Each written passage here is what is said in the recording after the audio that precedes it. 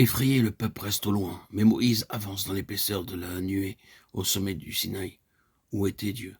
Exode 20, 21.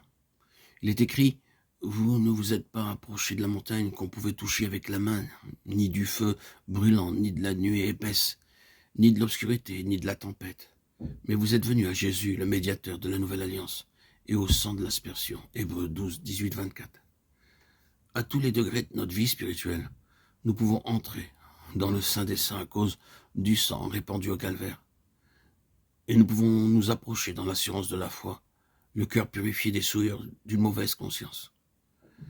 Mais avant que nous connaissions Dieu face à face, il arrive qu'il s'approche de nous, enveloppé d'épaisses ténèbres. Non point le genre de ténèbres qui recouvrit le pays d'Égypte, mais des ténèbres du sein desquelles il parle et juge nos vies, lui le saint et le juste, jusqu'à ce que tous les détails de ses vies soient en harmonie avec ce qu'il demande. Moïse retourna vers le peuple pour le tenir au courant de ce que Dieu demandait de lui. Puis, une fois que l'alliance fut scellée et que l'aspersion de sang eut été faite sur Israël, Aaron, ses 2 fils et son 10 anciens furent autorisés à accompagner Moïse en quelques endroits du Sinaï pour voir Dieu. Sous ses pieds, il y avait comme un ouvrage de saphir transparent, pareil aux cieux, même en éclat. Ils virent Dieu et ils mangèrent et burent. Exode 24, 10, 11. La lumière, mais c'est du sein des ténèbres que Dieu avait donné la loi. Ce contraste peut illustrer l'efficace de l'aspersion du sang sur le peuple et sur le livre de l'Alliance qui avait eu lieu au pied du mont, avant que les anciens montassent avec Aaron. Ceci s'applique en tout cas à l'évangile de la grâce. Le jugement intervient d'abord et il peut s'accompagner d'épaisses ténèbres.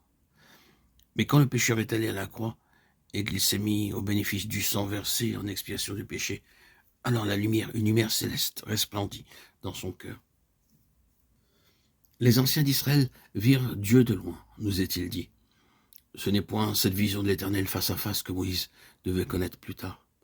Marcher dans la lumière comme Dieu est lumière, c'est là une vie bénie. Mais il est possible de monter encore plus haut, plus près, jusqu'à être en lui, ce qui est la lumière même. Ainsi, du groupe des anciens, Moïse fut appelé à monter plus haut.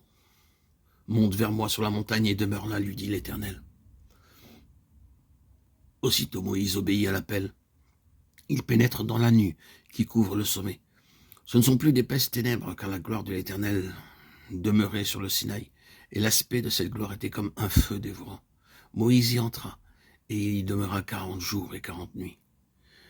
Les 6 premiers jours se passèrent dans le silence et l'attente. Ensuite, Dieu révéla à Moïse ce que devait être le tabernacle où il demeurerait au milieu des enfants d'Israël.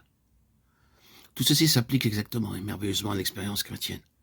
C'est dans les ténèbres avec Dieu que nous recevons ses enseignements, sa loi, mais c'est dans la gloire à l'intérieur du voile qu'il nous montre son plan à lui pour nos vies,